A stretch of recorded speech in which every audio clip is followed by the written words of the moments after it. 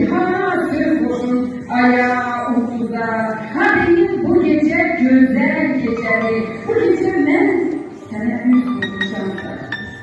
Özür bilirsin ki keyfim içerir. Ne çok keyfime soğan dolmayan.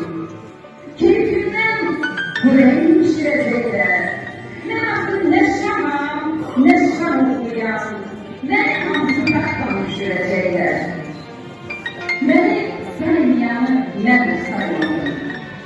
Aktı günden güne saymadılarım. Sen benim başıma ağır koymadın. Onların başına ağır koymadın. Beni saymayanlar ahmaktı ahmak. Onlar ne bilir ki artık kimem ben. Beni saymayanlar bir bak sayacak. Onu görecekler. Bir yok, bir